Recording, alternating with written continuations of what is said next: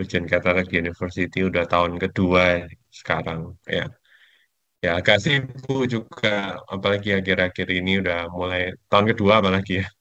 Lumayan sibuk hari Senin sampai hari Jumat gitu saya sibuk di kampus pasti.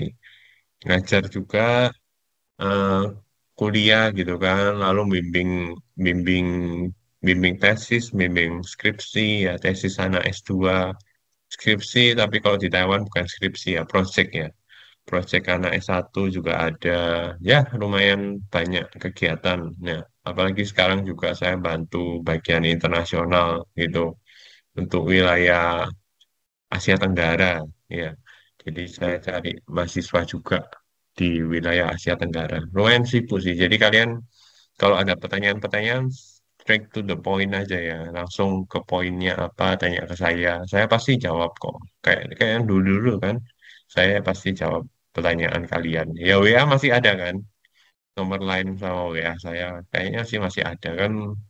Sudah di-invite juga di grup kemarin sama Wina. Wina yang sudah saya sudah invite saya di grupnya.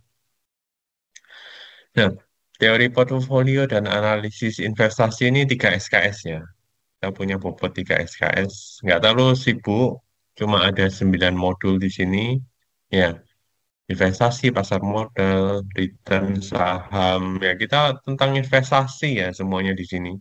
Ya, investasi instrumennya apa aja ya, nggak cuma saham di sini.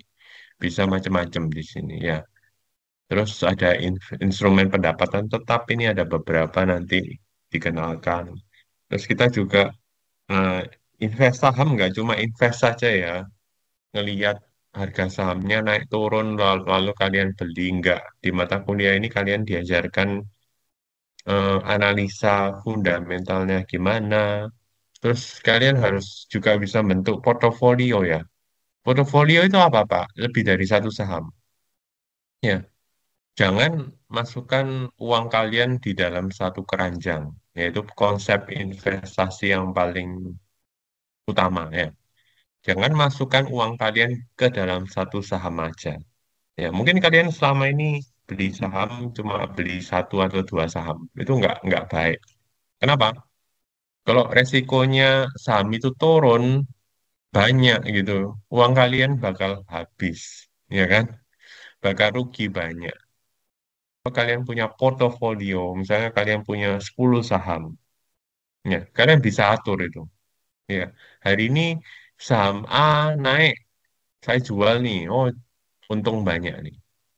Tapi ternyata saham B-nya turun ini, ya kalian jangan jual dulu. Ya, nanti rugi ya. Tunggu dulu ya, tunggu naik dulu ya. Sampai untung kalian jual. Nah, misalnya seperti itu ya. Jadi kalau istilahnya kalau kalian beli banyak saham itu lebih safe ya, lebih aman. Nah, itu konsep portofolio di sini. Ya. Lalu juga saham kita nggak belajar tentang keuntungan aja ya, tapi ada resiko di situ. Di sini ada return, ada resiko di sini. Return itu keuntungan kalian, untung berapa persen sih. Resiko juga kita pelajarin di sini. Ya, dalam bentuk apa? Biasanya dalam bentuk beta di sini. Modul ketujuh ini tentang resikonya, resiko saham. Ada hitungannya itu.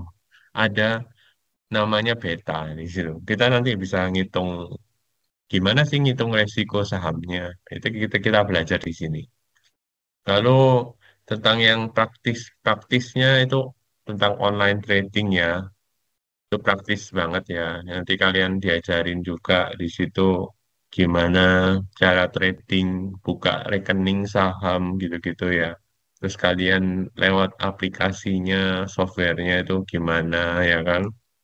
Kalau di sini membuat portofolio sendiri dan investasi di reksadana ya.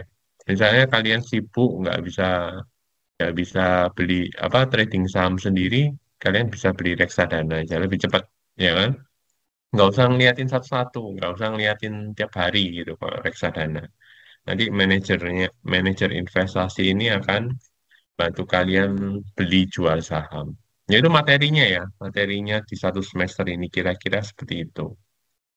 Nah, ada yang mau ditanyakan materinya di satu semester ini? Mungkin bakal lebih menarik ya mata kuliah ini. Kenapa? Kalian bisa, ya yang suka saham gitu kan, ada hubungan sama saham gitu kan, lebih menarik. Ada hubungan sama duit gitu kan. Kalian nanti di masa depan juga bisa bikin akun untuk trading gitu kan. Itu berguna banget ya. Walaupun kalian orang awam, tapi kalian harus juga bisa investasi di saham. Ya, kalau enggak uang kalian segitu-segitu aja, ya nggak ada tambahan gitu loh. Ya, apalagi kalau udah saham kalian bisa investasikan puluhan tahun gitu ya, uang kalian bisa berkali lipat, ya bisa dua kali lipat, tiga kali lipat, macam-macam. Ya, nah ini jadwal ya, jadwal mata kuliah ini kita nggak ada libur ya, jadi 8 minggu full nggak ada libur. Lalu Desember ini kayaknya langsung ujian ya. Nggak tahu tanggal berapa Desember. Jadi semester ini kayaknya agak telat dikit sih, telat 1 2 minggu harusnya dari semester dari tahun lalu ya. Itu biasanya awal Oktober kita udah mulai atau pertengahan Oktober, tapi di sini kayak akhir Oktober ya baru mulai. Jadi kita selesainya Desember di sini, awal Desember. Ya, seperti biasa lah. Kalian udah ngerti cara saya ngajar gimana-gimana, udah tahu semua kan. Jadi eh biasa ya, kayak biasa presentasi ya. Kalian nggak usah kaget lagi gitu ya, presentasi ya. Nah, tapi yang pertemuan pertama ini saya yang presentasi ya. Modul pertama, modul kedua dari saya. Hari ini, ya hari ini kita akan bahas modul pertama dan kedua. Minggu depan udah modul ketiga, kalian harus presentasi minggu depan. Jadi cepat bikin grupnya masing-masing gimana, berapa orang nanti ada ya keterangannya. Lalu tugas seperti biasa tugas pertama, tugas ketiga di sini saya bikin kalau tugas pertama soal latihan ya, ngerjain hitungan ya. Tugas keduanya presentasi. Saya bikin tugas kedua itu presentasi di sini. Sampai modul ke-9 ya. Modul ketiga sampai modul ke-9 kalian bikin kelompok presentasi. Tapi tugas ketiganya di sini proyek akhir di sini. Jadi kalian harus bisa ngerancang portofolio investasi pribadi, lalu mensimulasi investasi saham, lalu presentasi. Jadi di sini kita minggu terakhir ya, presentasi proyek akhir mahasiswa di sini. Tugas ketiga. Mungkin ini yang agak baru ke kalian. Jadi kalian harus bukan bukan soal latihan lagi, tapi presentasi proyek akhir di mata kuliah ini. Nggak terlalu ribet lah, simple. Ya, nggak terlalu ribet. Ya. Jadi di sini pertemuan ketujuh kita udah selesai, modul ke-9. Presentasinya udah selesai, modul ke-9 di pertemuan ketujuh. Jadi pertemuan ke-8 kita tinggal presentasi kalian proyek akhir. Ya, sisanya tugas pertama, hitungan ya, latihan dari buku, ya. Lalu tugas kedua ini tugas kelompok yang kayak biasa. Tugas ketiga proyek akhir. Kira-kiranya inilah. Kalian masih belum tahu, belum masuk materi, jadi saya nggak bisa menjelaskan terlalu detail proyek akhirnya ngapain di sini. Pokoknya tentang inilah, ngerancang portofolio. Kalian harus kayak beli saham 10 saham misalnya. Kalian bisa beli 4 saham misalnya. Tergantung kalian ya. Lalu kalian coba beli, bukan bukan beli sahamnya secara langsung ya, tapi kayak bisa nyoba. Oh kira-kira ya dilihat setelah 1 bulan itu sahamku, saham kalian itu naik berapa persen, untungnya berapa persen. Itu namanya mensimulasi investasi saham. Jadi nggak beli secara real, secara nyata kalian beli saham nggak. Tapi kalian kayak ya ngitung aja. Oh untung berapa sih setelah 1 bulan kalian investasi saham? Ya seperti itu. Lalu kalian presentasi sahamnya. Presentasiin berapa untungnya berapa kalian nentuin apa nentuin sahamnya itu dari mana gitu ya. Itu kalian presentasikan nanti. Jelas ya tugas ketiga. Kalau tugas kedua presentasi kelompok ya kayak biasa ya. setiap pertemuan, ya tadi satu kelompok satu modul gitu presentasinya. Lalu jangan lupa juga dikumpul PPT-nya sehari sebelum presentasi gitu kan. Hari Sabtu kirimkan ke saya, jangan malam-malam. Ya, jangan lebih dari jam 9. Nanti saya juga pasti bukanya besoknya, besok pagi. Ya, karena jam 9 mungkin udah capek atau tidur atau saya di luar gitu kan. Ya, kalau bisa dikumpulkan sebelum-sebelumnya ya, hari Jumat lah, hari Kamis, supaya saya bisa lihat dulu, kalau misalnya ada yang kurang, saya bisa bilangin kalian ya, oh kurang kalian bisa revisi gitu. Terus di sini banyak ya mahasiswanya 34 orang di sini.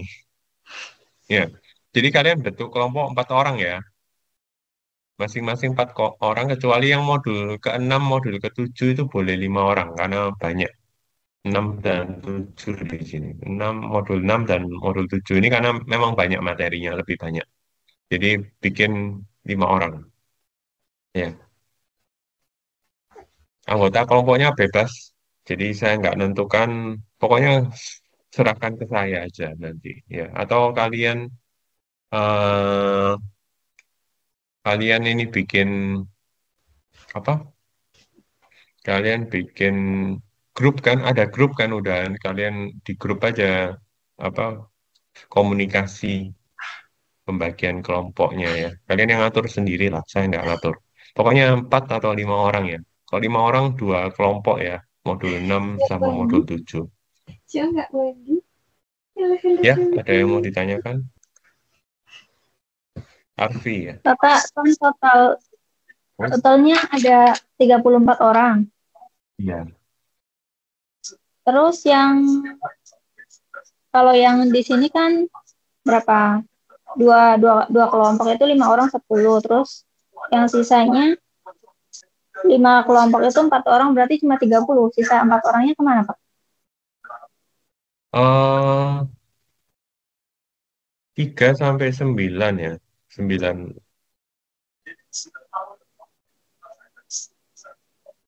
7, 7 kelompok ya. Kalian bentuk 7 kelompok kan. Mm-mm. Dua kelompoknya 10.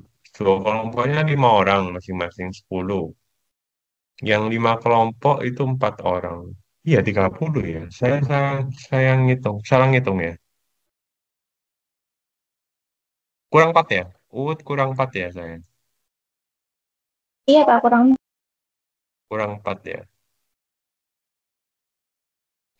Hmm, kurang 4 orang lagi. Jadi kalau dibikin 5 orang semua,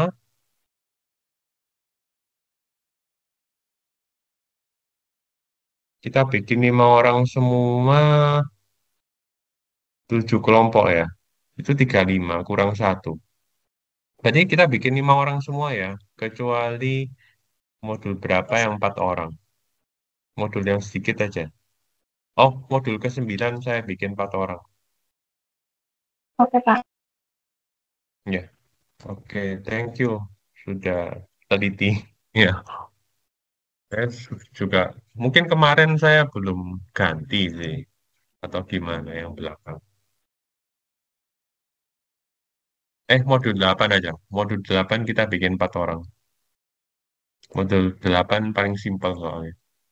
Ya, sementara gini ya, 5 orang ya semuanya kecuali yang modul 8 satu kelompok 4 orang. Soalnya terlalu gampang materinya modul ke-8 ini online trading ya. Itu modulnya gampang banget. Oke. Kayak biasa, biasanya minggu kedua saya sudah kasih tugas satu nanti. Jadi kalian bisa kerja 2 minggu, minggu keempat dikumpulkan gitu kan. Kalau eh, kalau untuk tugas kedua kan PPT presentasi ya. Jadi kalian nggak usah ngumpulin ngumpulin di isi layar nggak usah ya. Kalian kumpulin di saya aja ya. Tiap minggu gitu kan. Kalian presentasi. Nanti yang terakhir presentasi proyek akhir di sini ya. Presentasi proyek akhir dari mahasiswa di sini. Oh mungkin kelompok orangnya terlalu banyak ini. Kalian ini agak yang mulai kelas kalian ini agak nggak normal dikit ya jumlah mahasiswanya. Terlalu banyak. Jadi ini kalau dibikin tugas tiga, dibikin individu ya susah. Terlalu banyak yang presentasi nanti. 35, 34 orang presentasi nggak cukup sih di minggu ke-8. Kayaknya saya bikin yang tugas ketiga ini kelompok aja ya. Iya Kak, kelompok Ya, boleh. ya, saya bikin kelompok aja tapi anggotanya 2 orang. Dan sebentar. Kalau bisa 5 menit presentasi dikali 34 dibagi 2. 17 kelompok. 17 kali 5 menit. Saya punya 85 menit. Oke,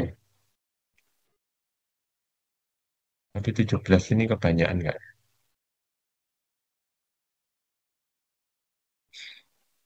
170 menit dibagi 2.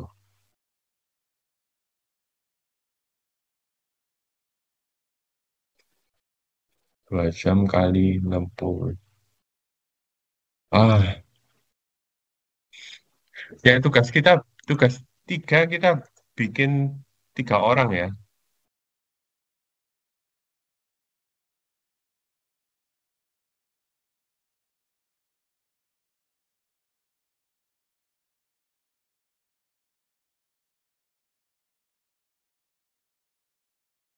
Oke, tugas kita bikin kelompokan 3 orang aja. 34 dibagi 3.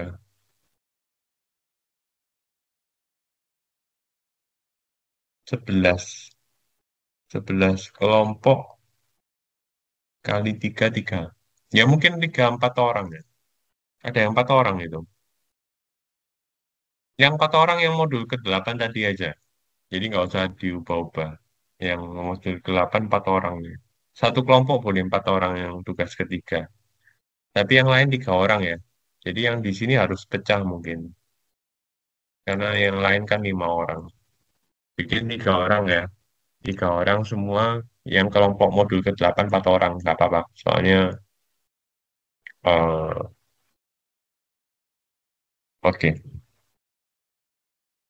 Jadi dibikin bukan individu ya tugas ketiga sekarang. Tapi kelompok lah. Soalnya kalian terlalu banyak. Nggak muat waktunya buat untuk presentasi. Ya. Ada yang mau ditanyakan? Nanti saya upload kok ini. Saya upload di si layar. Nggak usah khawatir. Filenya saya upload di si layar.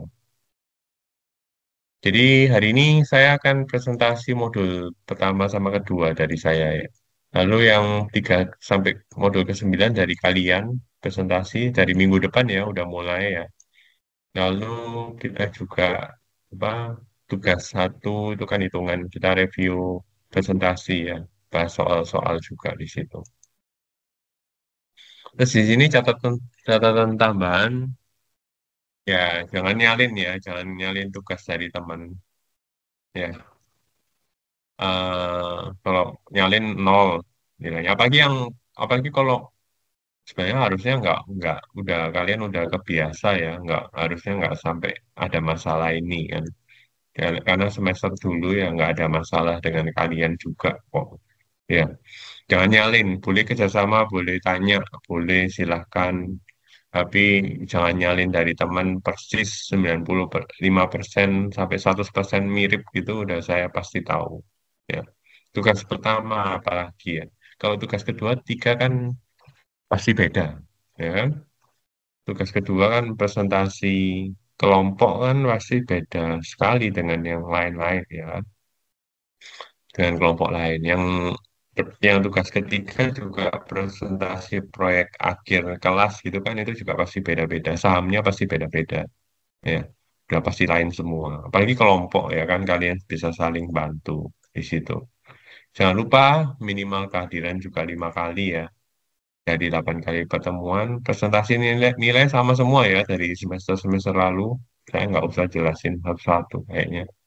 Kalian udah orang-orang lama di UT, mau lulus juga tahun depan.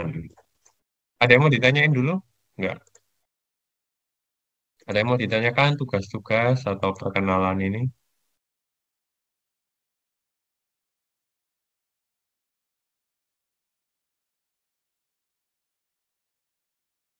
Kalau nggak ada, kita langsung aja ke modul satu dulu. Kita ke modul satu. Ya, teori portofolio dan analisis investasi di sini. Ya, ini saya mengenalin dulu ya modul satu. Apa sih tentang investasi? Apa sih investasi itu? Ya, kalian harus tahu juga apa sih definisinya, artinya apa sih? Ya, definisi investasi ini ada beberapa yang ngomong ya. Yang pertama Jones ini 2014. Itu komitmen pendanaan ke dalam satu atau lebih aset yang dipegang untuk beberapa periode yang akan datang. Ya, jadi kalian investasikan di satu atau lebih dari satu aset gitu kan.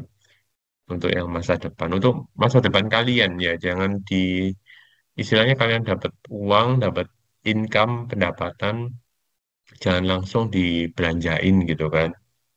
Nah, kalian bisa tabung atau investasikan ya. Menabung sama investasi beda ya. Kalau nabung nggak berkembang uangnya. Tapi kalau investasi di sini harus berkembang uangnya. Ya. Lalu berdasarkan Hartono 2017 di sini investasi itu penundaan konsumsi ya tadi saya bilang ya. Jadi jangan langsung kalian dapat uang 5 juta, gaji 5 juta langsung kalian apa hambur-hamburkan buat konsumsi kalian makan, bayar kos, habis itu apa lagi? Eh, pergi ke klub gitu kan, ke diskotik misalnya, hambur-hamburin gitu. Makan juga makan yang mahal-mahal gitu ya jangan ya. Kalian harus bisa ngatur uang kalian ya. Nah, jadi diharapin setelah kalian ambil mata kuliah ini kalian bisa invest ya.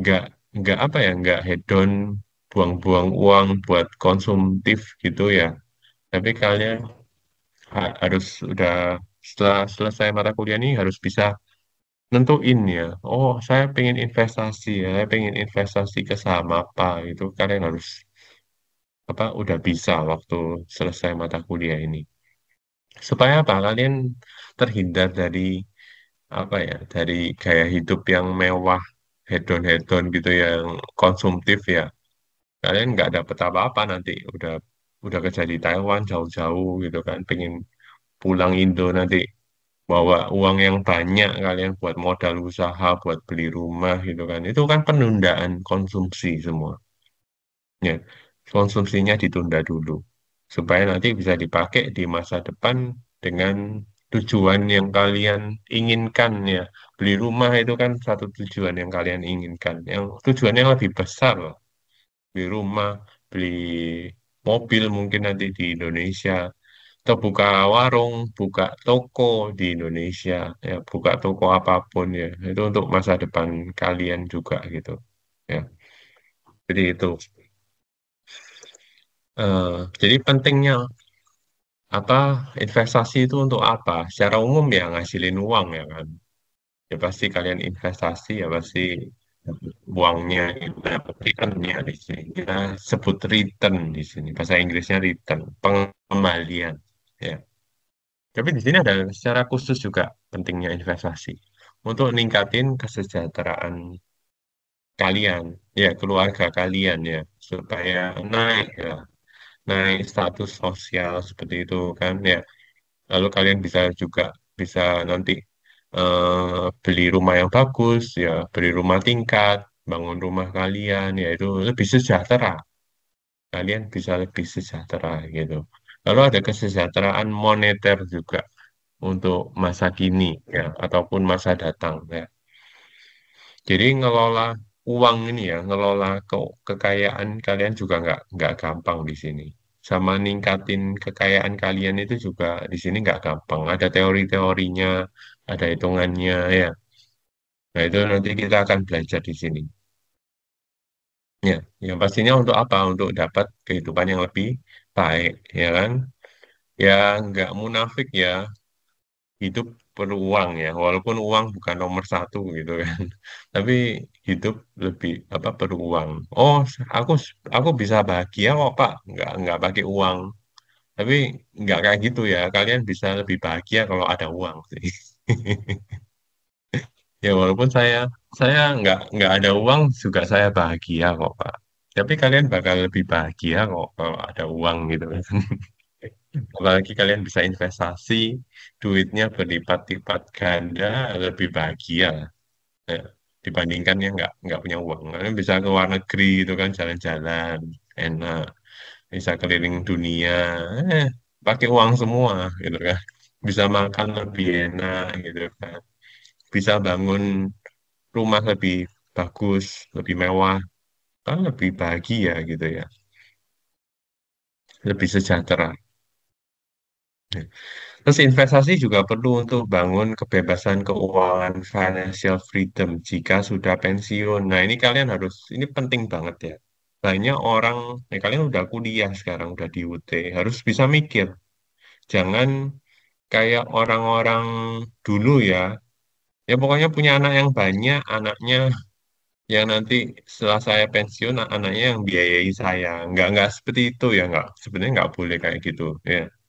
Ya walaupun banyak orang Jawa yang masih pemikirannya seperti itu ya. Pokoknya punya anaknya aja ya, punya anak yang banyak. Nanti anak-anak yang bakti ke orang tuanya, kasih uang bulanan gitu ya. Setelah saya pensiun, nggak boleh seperti itu. Kita harus bisa mikir, kita kalau waktu pensiun nanti sampai kita meninggal ya, sampai kita usia udah selesai meninggal gitu, kita harus bisa memenuhi kebutuhan kita sendiri. Kita nggak boleh bergantung sama anak-anak kita. Ya, anak-anak kita nanti mau nikah, ya kan? Mau istilahnya punya istri sendiri yang laki ya, apa anak laki ya pasti punya istri gitu kan, biayain istrinya. Nanti punya anak-anak kita juga punya anak gitu kan. Ya mereka harus biayai sekolahnya anak-anaknya mereka gitu loh. Jadi kita kan nggak boleh tergantung ke orang lain ya, tergantung sama anak-anak kita. Kita pemikiran modern harus seperti itu. Apalagi kalian udah kuliah semua, harus bisa mikir seperti itu. Jadi uang kita yang kita hasilkan selama puluhan tahun sampai kalian pensiun di umur 60 65 nanti ya. Itu semuanya harus kalian bisa pakai untuk kalian sampai usia meninggal. Setelah pensiun sampai meninggal itu kalian harus bisa pakai juga uang kalian itu. Jadi caranya gimana, Pak? Ya caranya kalian harus yang pertama kerja kan, ya pasti kerja ngasilin uang. Jadi kerja itu perlu juga. Lalu yang kedua apa? Harus ditabung uangnya kan. Nah, tabung bisa investasi, dikembangkan uangnya. Jadi kalian kalau misalnya tabung di saham ya misalnya, kalian nanti umur berapa? 40-an gitu ya, atau 50-an, kalian udah pasti bisa ngantongin mungkin ya 1 miliar ya dalam bentuk rupiah ya. Kalau kerja di Taiwan, ya moga-moga 1 miliar atau 500 juta ya paling kecil ya kan. Kalian bisa investasikan di saham yang bisa tiap bulannya ngasih kalian mungkin 5 juta untuk kebutuhan kalian tiap bulan 5 juta. Itu kan kepenuhi kan akhirnya. Uang kalian itu kalian investasikan di saham akhirnya kepenuhi waktu nanti pensiun itu tetap ada uang itu 5 juta 5 juta 5 juta tiap bulan. Nah, itu harus dipikir ya dari sekarang. Jangan mikirnya terlalu telat atau mikirnya gantungin ke anak ya. Itu nggak bagus. Ya, kita hidup ya kita harus bisa mandiri ya kan. Seperti itu. Sampai kita pensiun pun, sampai kita meninggal pun, kita harus mikir financial freedom atau kebebasan keuangan di sini. Kalau sudah sampai pensiun, kita nggak ada penghasilan, nggak ada kerjaan lagi waktu pensiun, ya kan? Tapi kita harus bisa memenuhi kebutuhan kita sehari-hari nanti waktu kita udah pensiun. Nah, itu lebih enak hidupnya kok, ya kan? Kita punya uang banyak, bisa sampai meninggal itu kita cukupin sendiri ya. Daripada kalian harus minta-minta ke apa anak-anak kalian ada yang sampai mohon-mohon gitu kan, ada yang sampai nungguin kelamaan nggak ada transferan gitu. Banyak resiko kan. Kalau kalian punya uangnya sendiri kan, kalian investasikan sekarang lebih enak, ya kan? Di masa tua kalian juga lebih bahagia, ya. Jadi semuanya ini ada hubungan walaupun uang apa nggak memberi kebahagiaan gitu kan. Tapi kalian bisa lebih bahagia kalau ada uang semuanya. Kalian atur dengan baik sampai kalian apa pensiun nanti ya sampai kalian meninggal. Ya. Seperti itu. Harus dipikirin sampai masa depan itu ya. Jadi kita mikir investasi itu apa jangka waktu yang panjang. Jangan cuma mikir jangka waktu deket-deket aja main-main saham rugi ya udahlah dilepas nggak usah main saham lagi jangan ya. Main saham itu untuk masa apa untuk masa depan untuk jangka waktu yang panjang main saham. Ya bukan untuk tiap hari diliatin enggak. Tapi untuk kalian bisa apa dapat manfaatnya itu 10 tahun kemudian, 20 tahun kemudian, 30 tahun kemudian waktu kalian apa pensiun nanti. Ya. Lalu juga investasi ini pentingnya untuk apa? Untuk profesi juga. Ada beberapa profesi yang berhubungan dengan investasi. Ya, ya pasti ada kan. Bankir investasi, investment banker di sini. Ya, ya itu yang ngatur, bantuin kalian buka rekening ya dan lain-lain ya. Analis sekuritas juga, analis sekuritas ini juga yang itu yang bikin apa reksadana gitu ya. Kalian juga bisa investasi reksadana ya. Kalau misalnya kalian sibuk sekarang nggak punya waktu ngeliatin saham ini sehari-hari nggak punya waktu lah sibuk Pak. Kalian investasikan aja ke reksadana. Ya itu ada analis sekuritas. No. Itu ada manajer portfolio juga di situ. Itu yang mereka ngaturin semua ya. Kalian tinggal masukin uang, mereka aturin semua. Kalian dapat untung berapa nanti mereka lapor ke kalian tiap bulan atau tiap hari ada kok. Ada laporannya. Ya. Manajer investasi juga ada di perusahaan sekuritas itu. Ya. Lalu juga kalian bisa jadi konsultan finansial ya. Jadi konsultan finansial ini apa? Untuk biasanya asuransi, ya.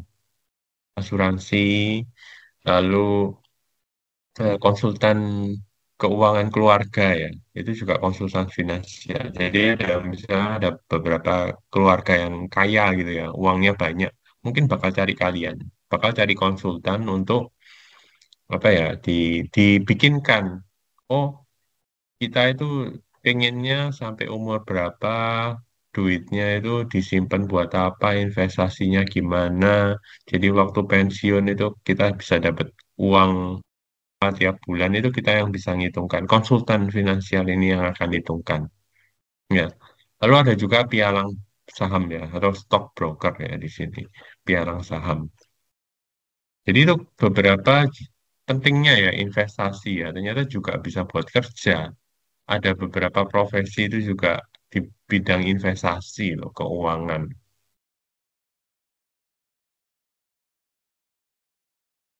Nah, faktor-faktor utama keputusan investasi yang pertama ya pasti untung ya. Untungnya sama resikonya itu kalian harus pertimbangkan. Gimana sih Pak nentuin resiko sama untungnya itu? Ya nanti kita bahas di bab berikut-berikutnya. Ada hitungannya, dihitung ya. Nah, terus ada return ini ada dua jenis ya. Return yang kita ekspektasikan sama return yang terjadi. Ya, gimana Pak maksudnya? Ya, yang diekspektasikan itu yang kita harapkan ya kan sebagai investor. Oh, ngarapin bulan depan dapat 10% untungnya. Ya udah gitu. Itu tuh yang diharapkan. Tapi kalau yang realisasian itu yang terjadi ya secara aktual. Nah, ya, akibat investasi yang dilakukan. Ya, contohnya misalnya tadi kita pinginnya 10%, ternyata yang terjadi yang terrealisasi itu cuma 8%. Nah, itu namanya 8% itu return realisasian. Kalau yang 10% tadi yang kita pikirkan, ya kita rencanakan 10% itu expected return atau return ekspektasian. Jadi kita bagi jadi dua ini.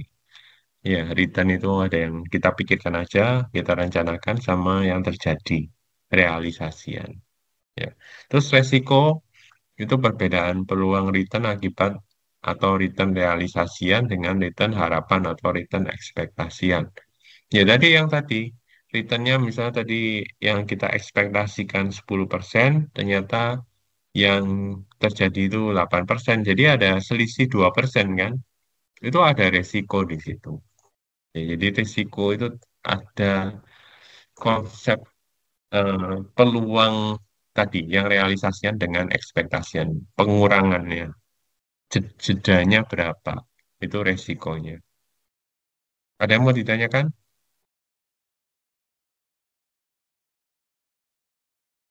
Bab satu masih perkenalan-perkenalan aja ya. Tapi kira-kira kalian akan belajar tentang ini nanti di bab berikutnya seperti itu. Ya. Toleransi resiko ya, risk tolerance ya. Jadi tiap orang itu toleransi resikonya itu beda-beda juga ya. Ada yang suka menghindari resiko, risk averse, penghindar resiko. Ya. Misalnya mungkin saya agak penghindar resiko ya, risk adverse. Ya saya nggak suka saham-saham yang geraknya cepat banget, nakutin itu saham-saham murah gitu kan. Itu saya nggak terlalu suka. Saya lebih suka main saham-saham yang apa ya, lebih lebih bagus gitu loh, yang reputasinya bagus. Cuma returnnya juga nggak terlalu tinggi gitu kan. Tapi resikonya lebih kecil, ya kan? Tapi ada beberapa orang yang risk seeker, ya. Risk seeker itu apa?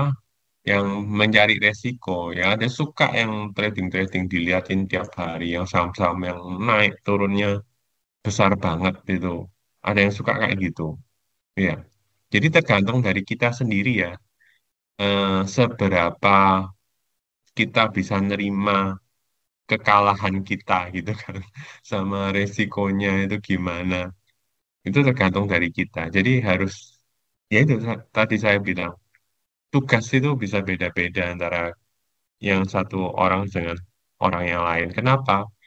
Karena ya resikonya beda-beda kok kalian. Iya. Ada yang suka resiko ya saham-sahamnya pasti yang beresiko. Ada yang orang nggak suka resiko ya saham-sahamnya yang nggak terlalu beresiko gitu. Jadi tugas ketiga kalian nanti bakal saham-sahamnya itu beda-beda nanti.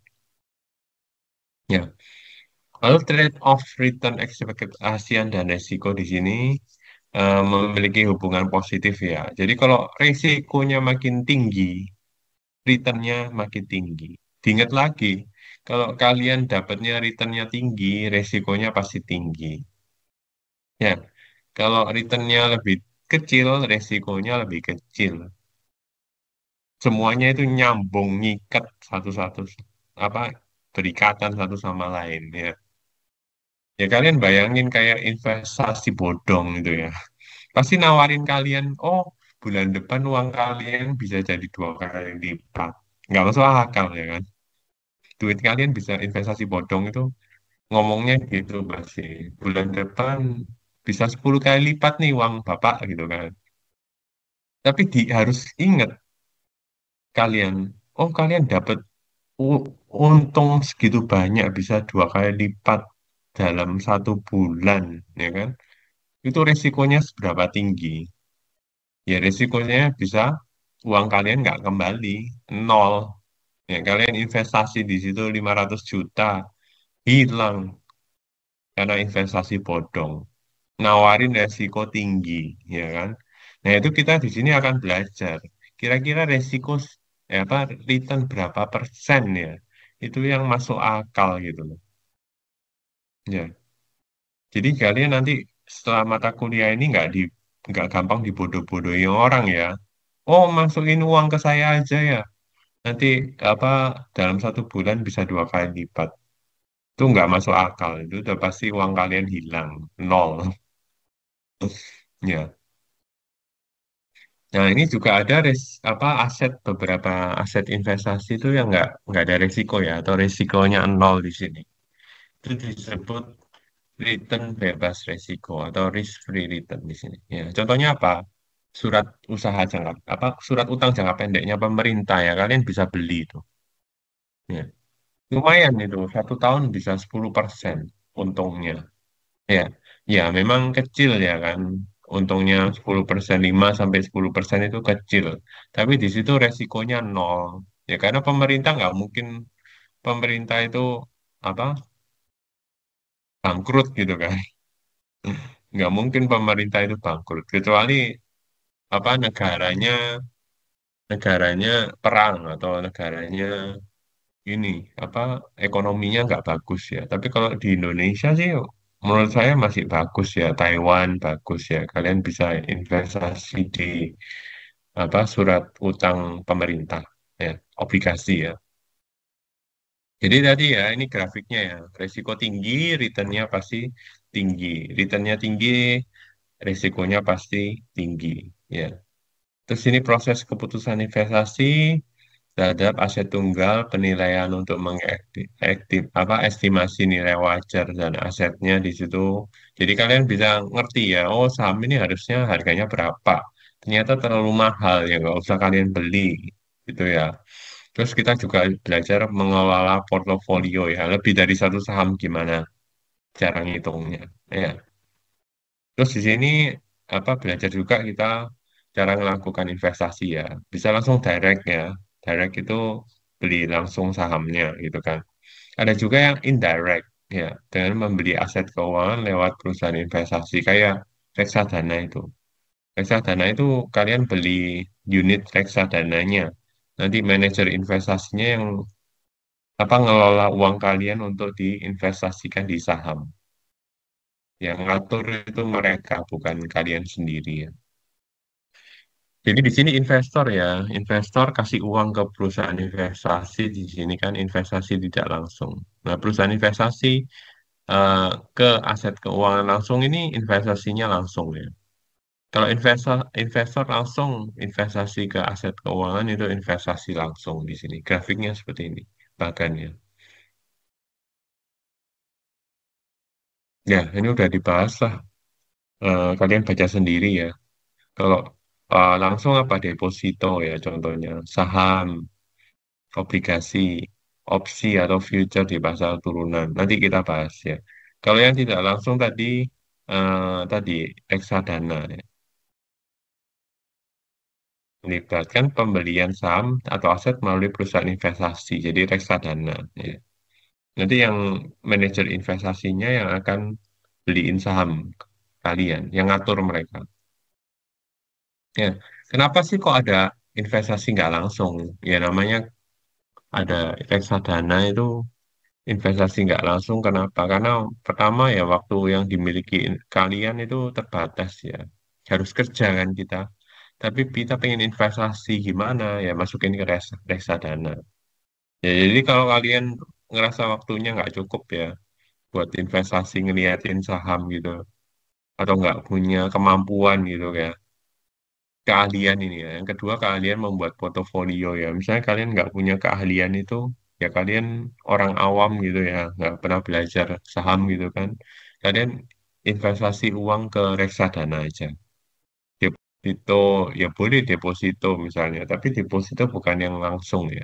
Deposito yang langsung sih ya. Tapi dikit bunganya kecil ya, deposito. Terus dananya juga kalau kalian merasa dana terbatas, nggak bisa beli saham yang mahal-mahal kayak Unilever gitu ya. Ya kalian investasi ke reksadana aja. Reksadana itu terserah kalian mau investasi berapa, 1 juta, 2 juta aja boleh kok. Hmm. Tapi kalau kalian beli Unilever yang harganya tinggi ya, 7.000, nggak tahu berapa sekarang, 14.000 mungkin ya. Saya nggak pernah ngecek saham Indo sekarang. Ya, mungkin 15 ribuan, misalnya saham yang harganya 15 ribu itu satu lot aja kan. Kalian harus kali 100 gitu kan. 15.000 kali 100. Satu saham aja loh ya. Satu saham itu harganya 1.500.000 gitu kan. Mahal gitu. 100 sekarang harus satu lot belinya satu lot 100 lembar. Biasanya kalau beli saham langsung harus 100 lembar loh belinya. Ya itu mahal. Ya, satu saham bisa sampai 1 juta lebih, 2 juta lah kan ya. Nah, tapi kalau kalian ke reksadana, itu kalian udah bentuknya portofolio lebih dari satu saham nanti diaturkannya. Tapi uangnya nggak usah dikirim banyak-banyak ya.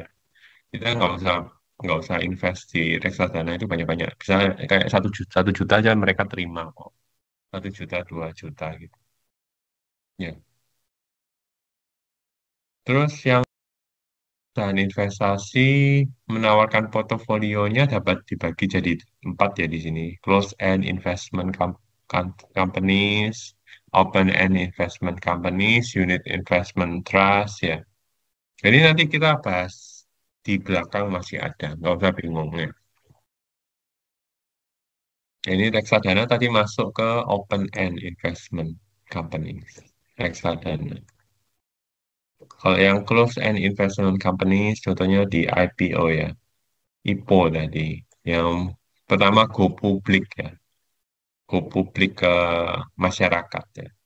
Terus ada unit investment trust ini biasanya di eh, obligasi-obligasi ada ya. Terus ada asuransi itu ada biasanya unit trust, unit investment trust. Kalau kalian beli investasi, tapi orangnya agennya bilang, salesnya bilang, apa Bapak mau investasi juga, bisa juga ada unit trustnya di situ. Ya.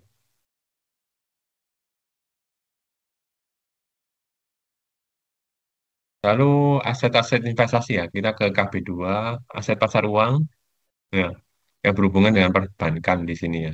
Pasar uang, perbankan, deposito itu ya, tabungan itu pasar uang ya, itu termasuk pasar uang. Nah, aset keuangan yang dapat diperjualbelikan biasanya diterbitkan pemerintah ya, itu juga termasuk pasar uang. Contohnya T-bill ya, Treasury bill ini kalau di Amerika ya. Tapi kalau di Indo apa ya? Namanya hmm, pokoknya surat utang pemerintah, SUN ya, SBI ya, di situ. SBI lah, Sertifikat Bank Indonesia di sini. Kalau di Indonesia ya. Itu termasuk pasar uang juga ya. Itu biasanya pasar uang kecil ya bunganya, tapi resikonya juga kecil ya.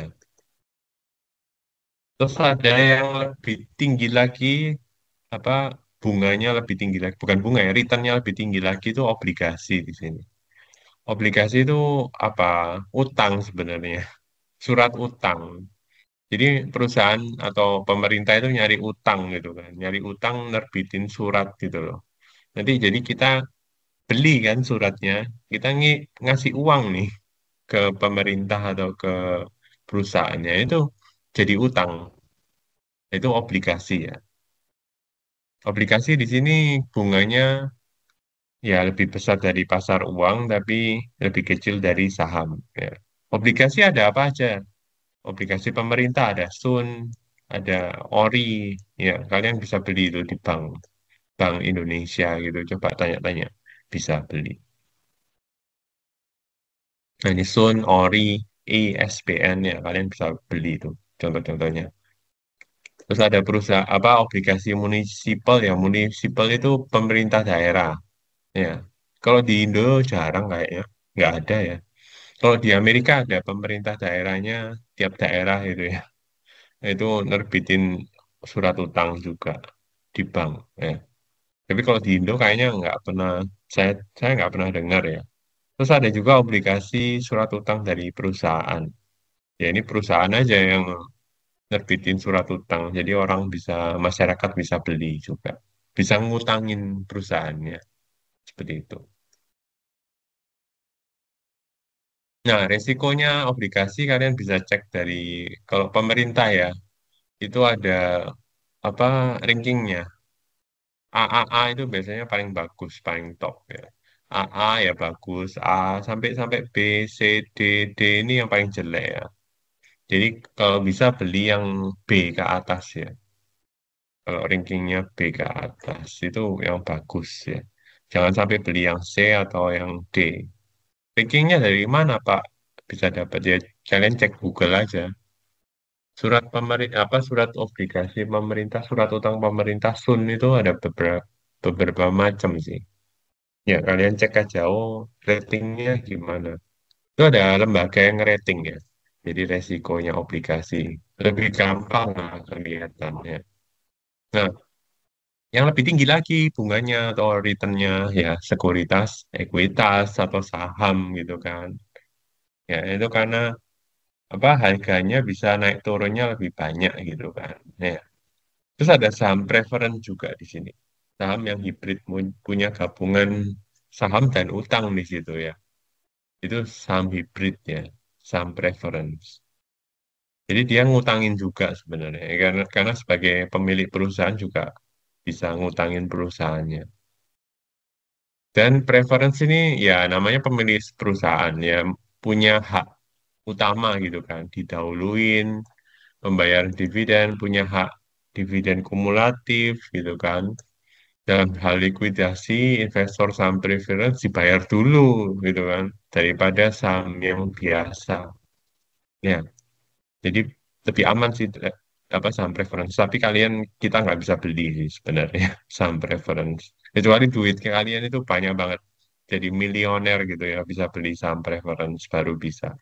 Tapi kalau kita duitnya cuma jutaan gitu ya, ya beli saham biasa. Ya, terus ini saham biasa yang terakhir. Ya, gampang bikin akun di perusahaan sekuritas, lalu kalian bisa install aplikasinya gitu ya. Kalian bisa langsung gampang, langsung bisa trading ya, beli saham apa, jual saham apa, gampang. Ya, nanti kita bahas di bab berikutnya ada semua kok. Ya. Di sini ada hak pemegang saham, ya punya hak milih direksi perusahaan ya, dapat dividen juga dapat ya. Kecuali kalian duitnya dikit ya, yang nggak bisa milih direksi ya. Sebenarnya kalian punya hak sih milih direksi, tapi kan cuma duit kalian di sana cuma 0,0001%. Ya hak kalian 0,0001% milih direksi. Ya. Baru kalau misalnya kalian punya saham 10% di perusahaan, nah itu baru kelihatan tuh. Biasanya dipanggil kalau rapat direksi itu, bisa milih kalian, bisa voting direksinya gitu. Ya. Terus di sini ada aset-aset turunan ya, hitungannya lebih ribet. Mungkin di sini di UT nggak diajarin ya. Banyak aset turunan di sini, option, opsi, waran, sama kontrak berjangka atau future di sini. Ada yang mau ditanyakan? Ini modul satu. Kalau nggak ada, kita istirahat dulu ya. Kita istirahat bisa agak lama dikit juga nggak apa-apa, 15 menit ya kita istirahat. Lalu kita masuk ke modul 2 nanti. Ya kita istirahat dulu ya, 15 sekitar 15 menit dulu. Lalu kita balik lagi ke modul kedua.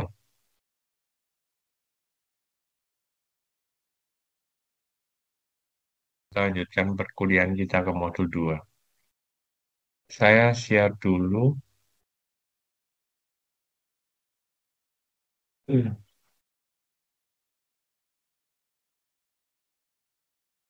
Apa sudah kelihatan PPT-nya?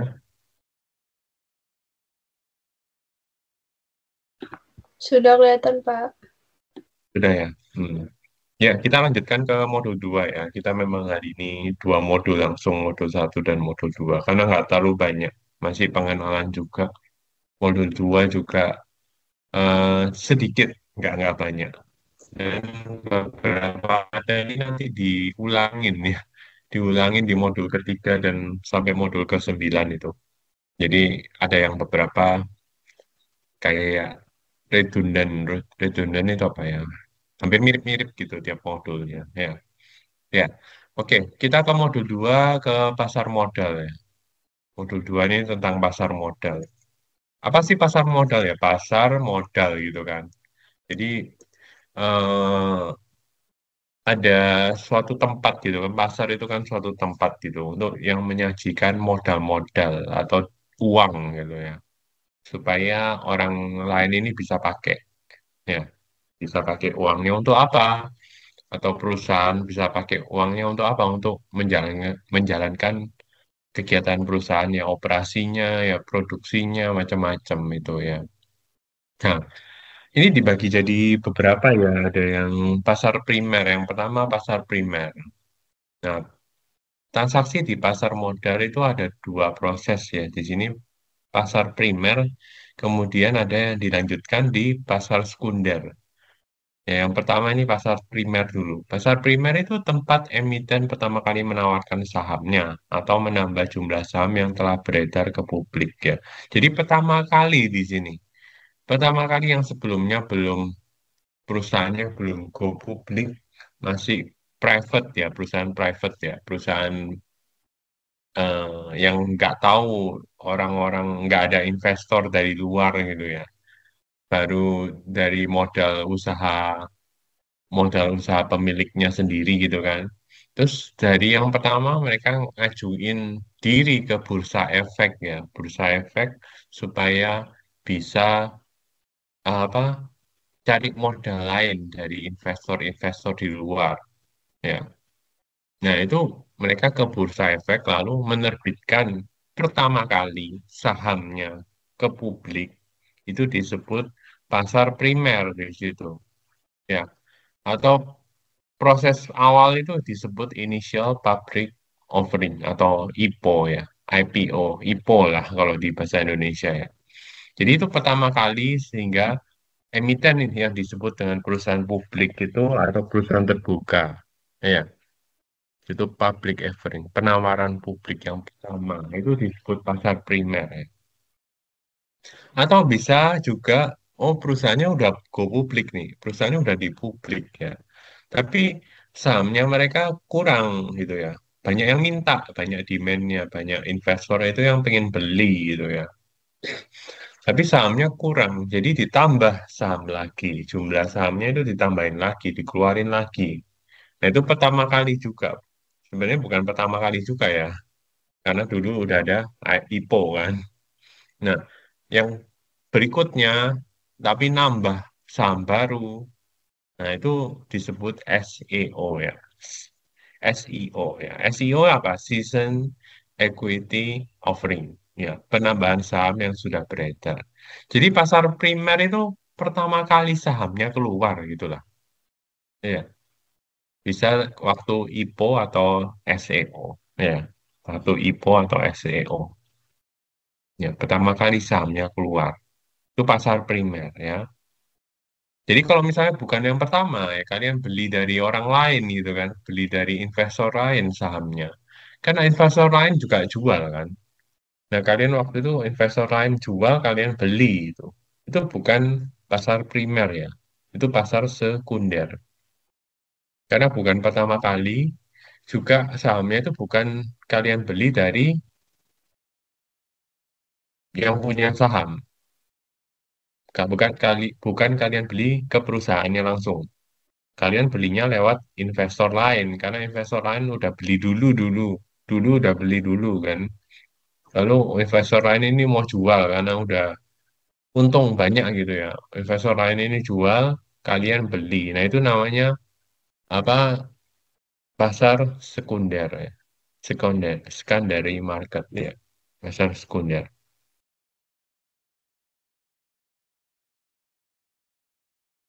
Lalu di sini kita belajar bankir investasi ya, bankir investasi dulu.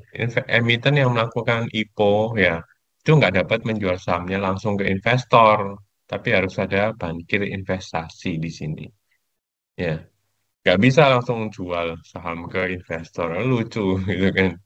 Terus standarnya gimana, aturannya gimana nanti? Kok langsung, kok dapat investor juga, ya kan? Aneh gitu loh, kok bisa kenal investor, bisa kenal segitu banyak masyarakat yang mau beli sahamnya gitu kan. Itu nggak bisa ya langsung ya. Kalau mau IPO itu pasti lewat bankir investasi. Ya. Nah, bankir investasi ini perantara antara emiten dengan investornya ya. Yang nerbitin saham sama investor, pengantaranya, jembatannya ya. Jadi bankir investasi berfungsi menjualkan saham emiten ke investor.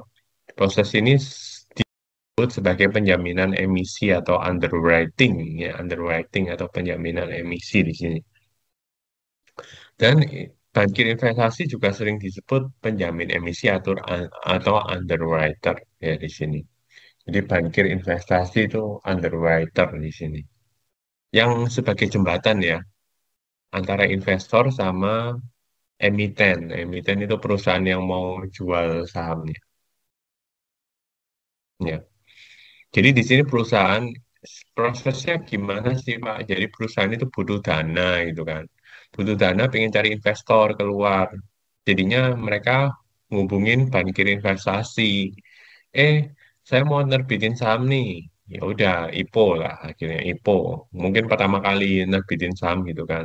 IPO akhirnya. IPO setelah IPO ya ini investor-investor masyarakat ini bisa beli sahamnya. Kan beli saham kan mereka ngasih uang kan, investor-investor ini kasih uang. Akhirnya uangnya nyampe ke bankir investasi, habis nyampe bankir investasi masuk ke emiten atau perusahaannya yang butuh dana itu.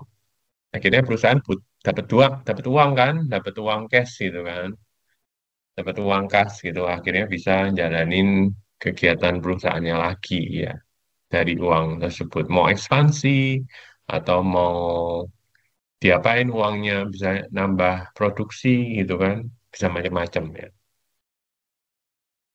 Lalu bankir investasi ini ya di tengah kan posisinya sebagai jembatan jadi bisa berkonsultasi juga sama mereka.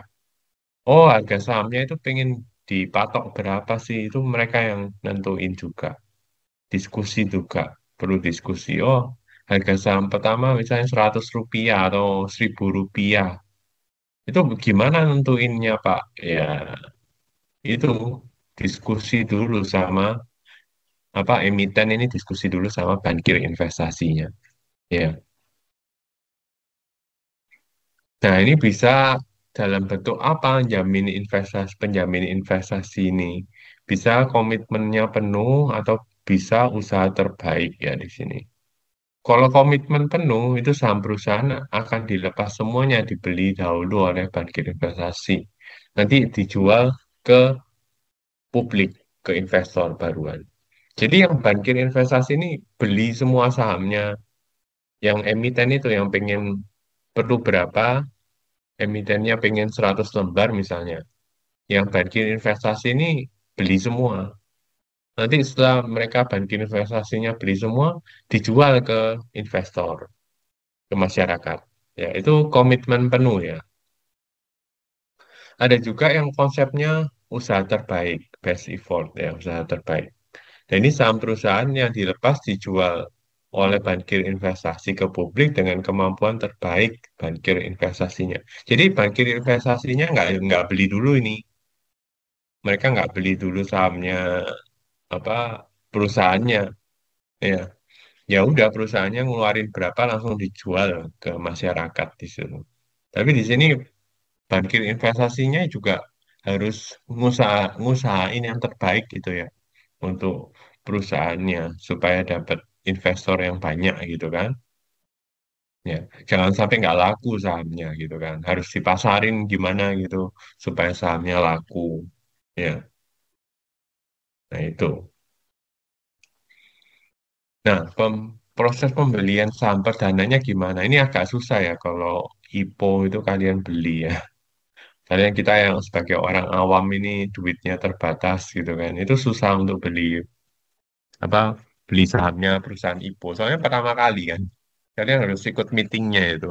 Harus ikut dan meeting ya kayak apa acara penyerahan saham acara IPO-nya itu biasanya ada acaranya itu di Bursa Efeknya ya.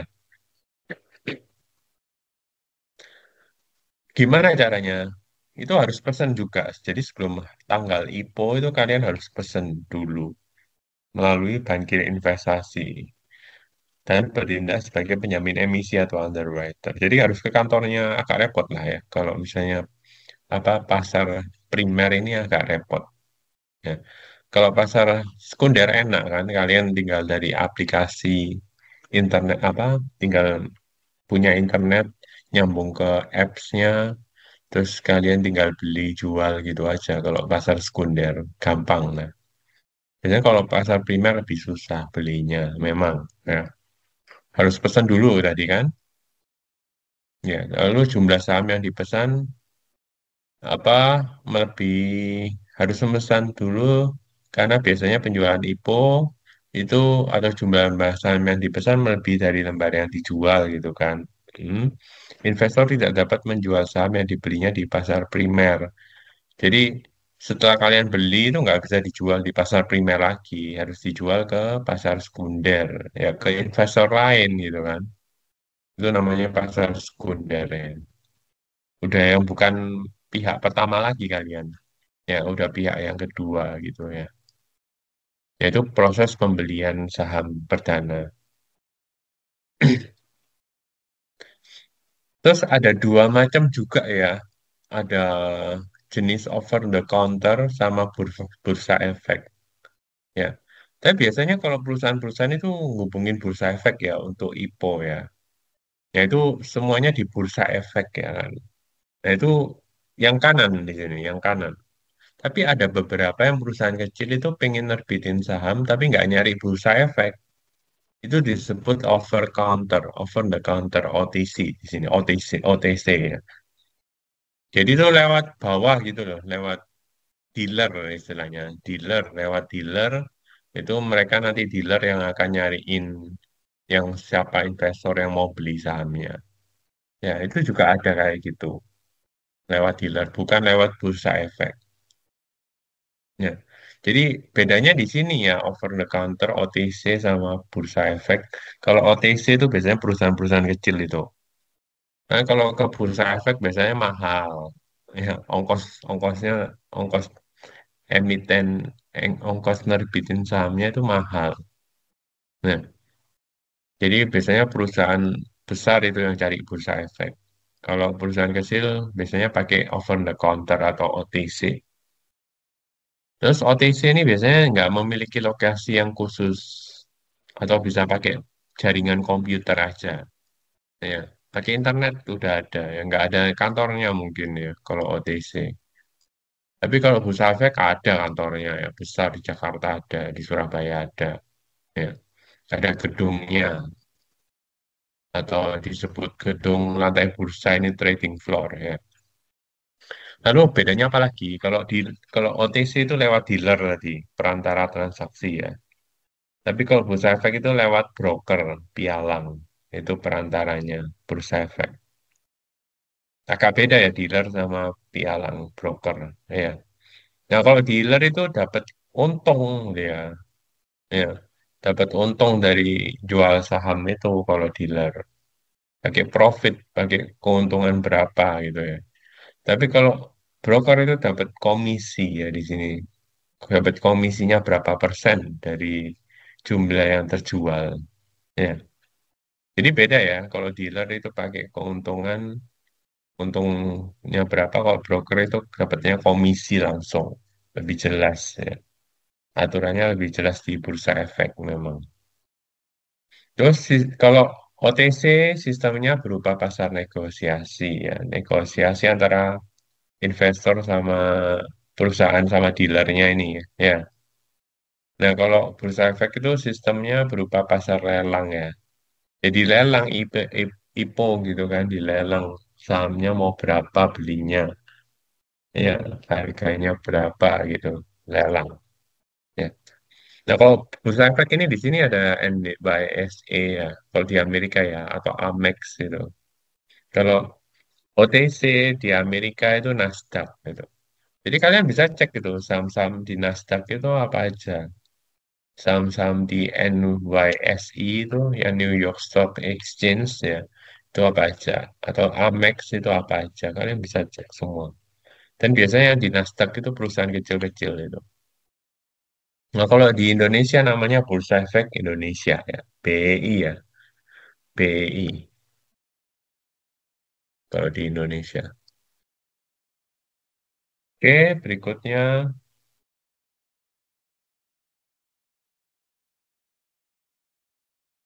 Nah, ini tadi ya, kalau pakai saham di Bursa Efek itu lelang ya, auction market. Ya, ditentuin dari penawaran sama permintaannya berapa harganya, akhirnya apa ditentuin berapa gitu ya. Offer sama bid price-nya berapa. Itu di bursa efek ya. Terus pialang broker ini dapat komisi ya tadi tadi udah dibilang di depan. Dapat komisi dari jasanya untuk jualin jualin sahamnya. Terus transaksi di bursa efek dilakukan dengan orderan standar ukuran round lot di sini ya. Bursa efek Indonesia di AS memperlakukan satu lot itu 100 lembar saham atau kelipatannya. Sama kayak di Taiwan juga sama di Indo ya. Sekarang satu lot 100 lembar ya. Jadi kalian beli, misalnya harga sahamnya itu 50, jangan dianggap kalian itu bayar satu saham itu 50 enggak. Tapi tiap kali beli kalian itu harus kali dengan 100 ya. 50 kali 105.000. Jadi kalian mau beli satu saham itu harganya 5.000 ya. Jadi harga saham itu bukan harga saham, ya harga saham sih memang, tapi bukan jumlah uang yang kalian nanti bakal keluarkan. Harus diingat, harus dikali 100. Jadi harga sahamnya 17.000 rupiah gitu ya.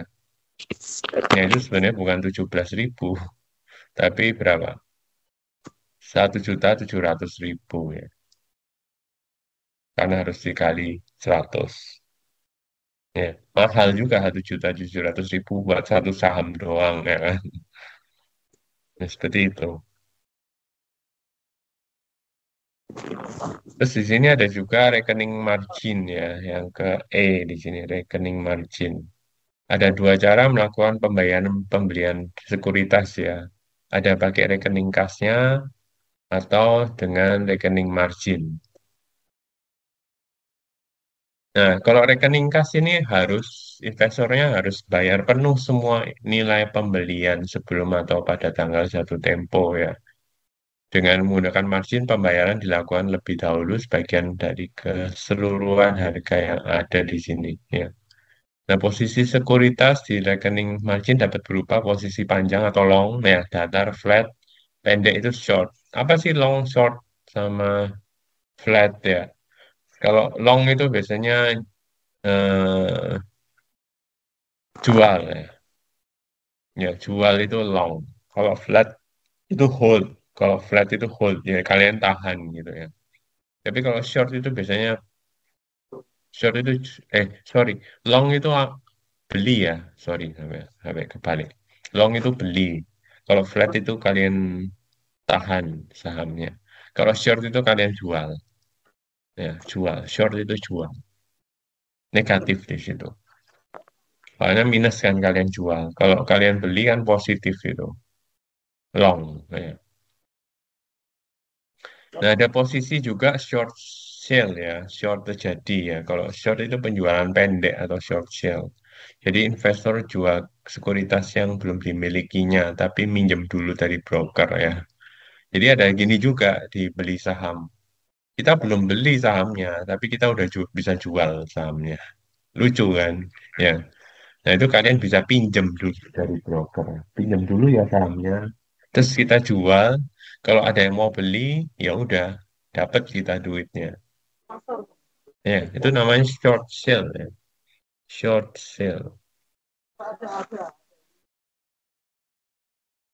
Ini ada istilah-istilah ini memang kalau di investasi. Kalian belajar. Ya kenapa? Ada yang mau ditanyain?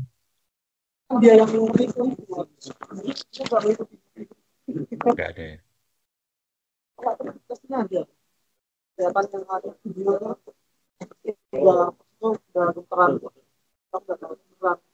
Halo, Pahit bisa ditutup dulu mikrofonnya kalau nggak bertanya.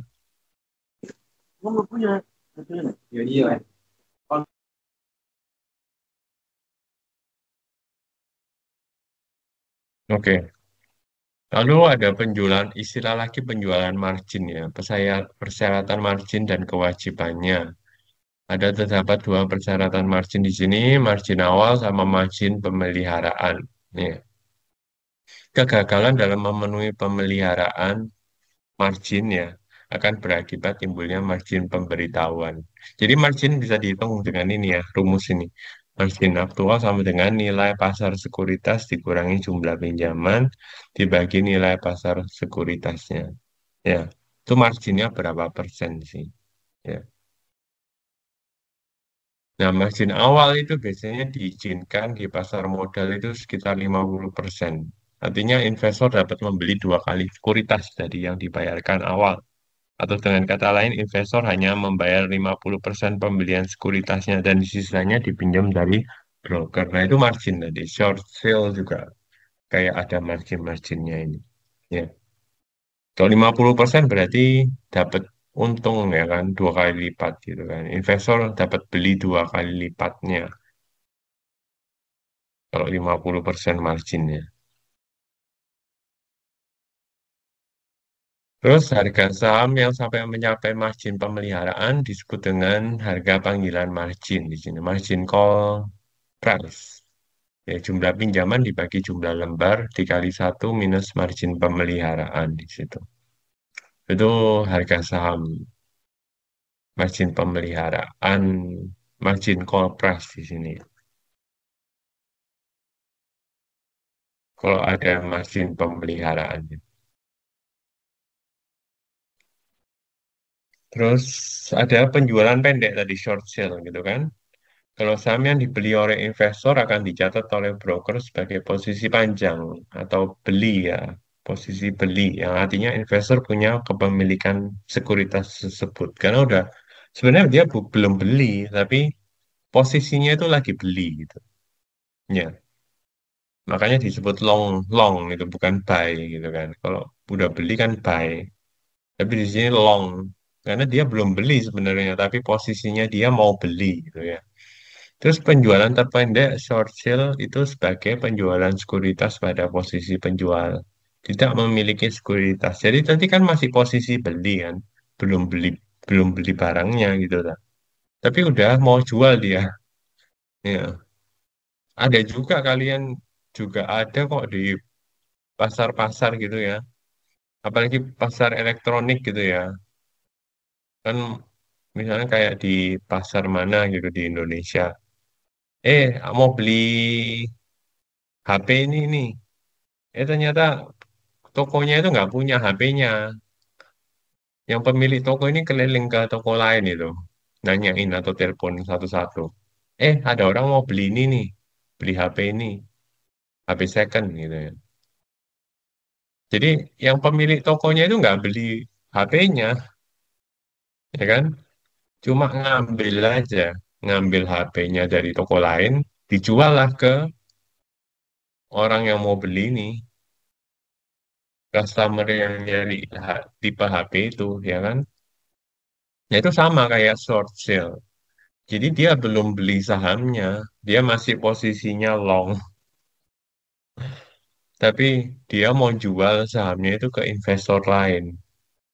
Ya, seperti itu ya. Ada juga di sini di saham. Jadi di sini investor harus minjam kepada pihak ketiga. Broker akan meminjam sekuritas dari investor lain dan membuat perjanjian penjualan pendek dan meminjamkan sekuritas tersebut ke investor. Ya. Terus penjualan pendek di mata investor ya. Jadi penjualan pendek ini beranggapan bahwa penjualan pendek dapat meningkatkan pasar dengan menyediakan likuiditas dan membantu meratakan harga saham di sini. Ya ada untungnya lah, ya supaya nggak terlalu mahal-mahal, supaya nggak ada perantara investor yang lain gitu kan. Kalau ada perantara investor yang lain mungkin harganya naik gitu kan, cepat naik ya. Ya, tapi di sini investor lain ini belum beli gitu kan. Ya, belum beli langsung dijual ke investor lainnya gitu. Jadi lebih singkat kan, lebih singkat ini prosesnya. Terus penjualan pendek juga dapat meratakan harga saham atau mengurangi volatilitas harga saham karena saham yang harganya turun nantinya akan dibeli kembali oleh investor sehingga harganya akan terangkat naik kembali. Ya. Jadi istilahnya harganya bisa terjaga gitu loh. Nggak terlalu naik, nggak terlalu turun. Kalau ada pembelian pendek, penjualan pendek di sini. Ya, ini selesai sih sampai modul kedua. Ada yang mau ditanyakan nggak? Itu tentang pasar modal ya. Kira-kira kita semester ini tuh bahas tentang apa sih? Gitu kan. Terus yang tadi perkenalan investasi itu seperti apa gitu kan. Ada yang mau ditanyakan?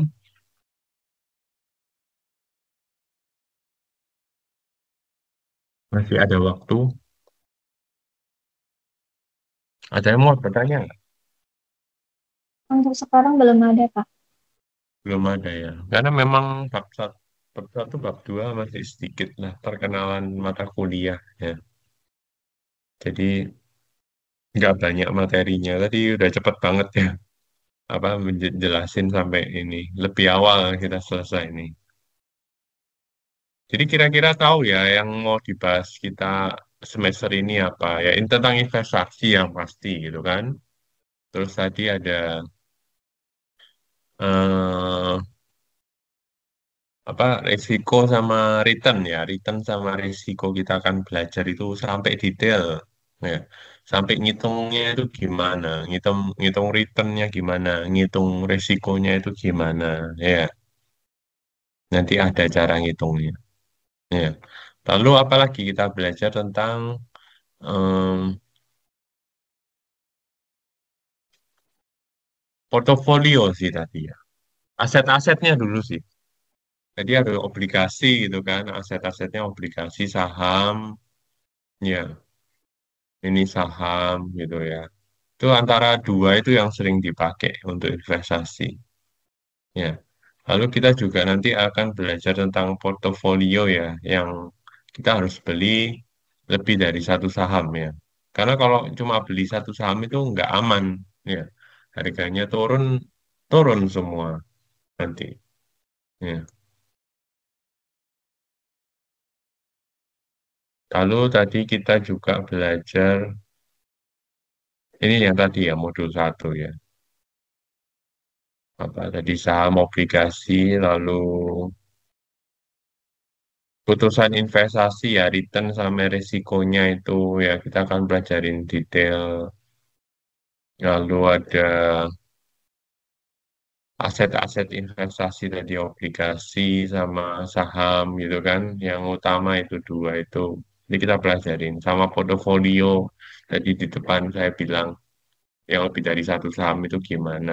Gitu ya. Lalu yang bab kedua ini tentang eh, pasar-pasar ya, pasar primer sekundernya gimana gitu. Ya, nanti akan dikenalin lagi di bab berikutnya.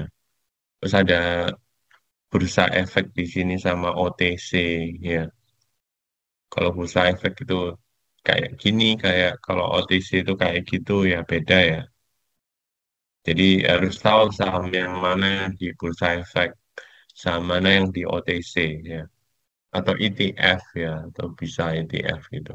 Itu OTC ya.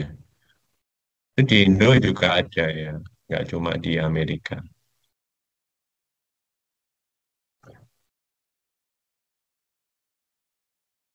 Bisa lebih cepat ya selesai ini. Ini udah, soalnya udah semester ke-6 ya kalian. Jadi nggak terlalu banyak sih materinya sudah. Makin lama makin dikit kok. Kalau dari dari semester ke semester itu materinya pasti lebih dikit. Jadi jangan lupa mungkin dipelajarin lagi, dilihat-lihat lagi. Minggu depan udah presentasi ya. Minggu depan udah presentasi dari kelompok yang pertama ya, modul ketiga ya, return sama risiko ini. Jadi disiapin ya. Kalian juga bentuk-bentuk kelompoknya sekarang aja ya. Apalagi yang tugas kedua, tugas ketiga nanti bisa gampang lah, nanti masih lama ya. Tugas ketiga masih lama ya. Masih ke pertemuan ke-5 lah, mungkin saya kasih tugas ketiganya. Pertemuan keempat, kelima, saya kasih nilai apa tugas ketiganya. Jadi kalian bisa nyiapin sampai pertemuan ke-8 kan presentasi ya selesai. Ya, tiga sampai 4 orang ya. Tapi 3 orang lah.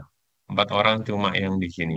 Modul ke-8 ini yang ngerjain tugas kedua, modul ke-8 nggak usah berubah anggota kelompoknya. Tapi yang lain harus berubah ya, anggota kelompoknya. Yang tugas kedua siapin ini aja ya. Minggu depan siapin hari inilah kalau bisa siapin anggotanya ya.